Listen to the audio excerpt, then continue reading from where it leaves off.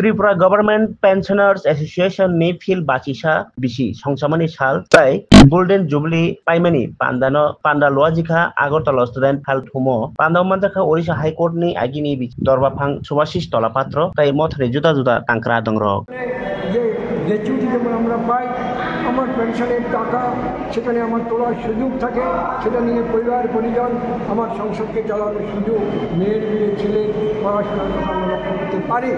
কিন্তু আমরা লক্ষ্য করছি এই নতুন আইনের মধ্যে দিয়ে আমার যে অর্জিত অধিকার সে কেড়ে নেওয়ার মধ্যে দিয়ে আমার যে সঞ্চিত টাকা তার মাত্র 40% টাকা পেনশনের পর দেওয়া হবে, আর 60% টাকা তাদের কর্পোরেটদের হাতে চলে যাবে। তারা পরবর্তী সময় কীভাবে লেভেল নিয়ম নীতি করবেন। কিন্তু একটা পেনশনার যখন চাকরিতে আসে তার মাসিক যে বাধা আয়, সেই আয়টা যখন বন্ধ হয়ে যায়, এই দ্রব্যমূল্য বৃদ্ধিজনিত পরিস্থিতিতে যে বছরের দাম যেভাবে বৃদ্ধি পাচ্ছে, এই অবস্থার মধ্যে তাকে জীবন জীবিকা জীবনযাপন করা অত্যন্ত কঠিন এবং কঠোর অবস্থার মধ্যে ঠেলে দেওয়া হয়েছে। এটা অত্যন্ত মারাত্মক এবং যারা এই সমাজকে গড়ে তোলার জন্য তার কর্ম বিনিময়ের মধ্যে দিয়ে শ্রম বিনিময়ের মধ্যে দিয়ে এই দেশ ও রাজ্যকে সাহায্য করেছে। কিন্তু আমরা লক্ষ্য করছি কেন্দ্রীয় সরকার, আমাদের এই রাজ্য সরকার, বর্তমানে এই রাজ্য সরকারও এই নতুন আইনের মধ্যে দিয়ে আমাদের অধিকারকে কেড়ে নেওয়া হয়েছে। তার বিরুদ্ধেও আমাদের তীব্র লড়াই আছে।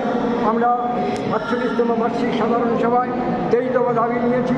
আমরা 7ই ফেব্রুয়ারি গণ অবস্থান করেছি। সেখান থেকে আমরা মেমোরেন্ডাম রাজ্যের মাননীয় মুখ্যমন্ত্রীকে দাবি করেছি।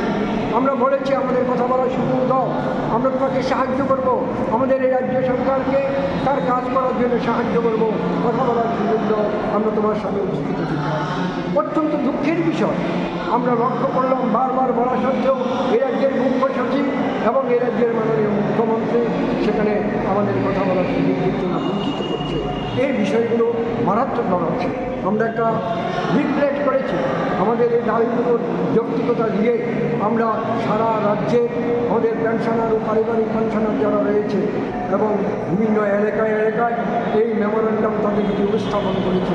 তারা স্বতঃস্ফূর্ত বা অ্যাসোসিয়েশন ত্রিপুরা বছর পেরিয়ে 51 বছর পা দিলাম আজকে। এই উপলক্ষে আমরা এখানে একটা অনুষ্ঠানের আয়োজন করেছি।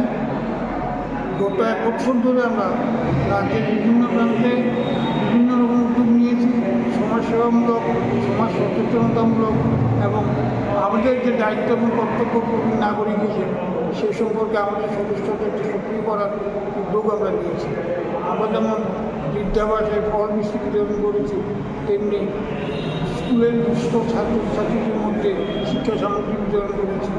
আমরা আলোচনা চক্রের আয়োজন করেছি, মরণোত্ত দেহদান চক্ষুদানের শিবির করেছি এবং এইভাবেই আমরা সংগঠনকে আগামী দিনে আরও শক্তিশালী করার জন্য উদ্যোগ নিয়েছি। এবং আমরা আশা করি যে সমস্যা এবং সংকটের মধ্যে পেনশনার এবং প্রবীণ নাগরিকরা পড়েছে তার থেকে উত্তোলন সংগঠিত হওয়া ছাড়া আমরা সংগঠিত হওয়ার জন্য সবার কাছে আবেদন করছি।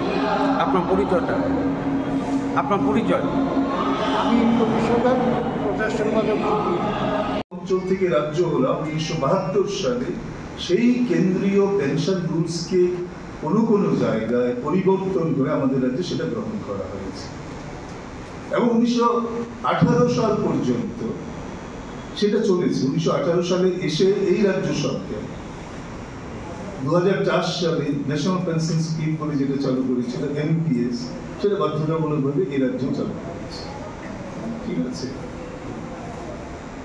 তারপরে 1923 সালে এসে এই রাজ্য সরকার বললো যে এটা অপশনাল, তুমি ওল্ড পেনশন স্কিমে থাকবে না নতুন পেনশন স্কিমে যাবে। এইখানের মধ্যে একটা শুভঙ্করের ফাঁকি আছে। ওল্ড পেনশন স্কিমে গেলে পরে ওল্ড পেনশন স্কিমের আর রিভিশন হবে না, অর্থাৎ সেই পুরনো আমলের টাকা দিয়েই আপনাকে চলতে হবে। কারণ রিভিশনটা যদি ঠিক মতো না হয় বেতনের ক্ষেত্রে আপনি কোনো সুবিধা পাবেন না।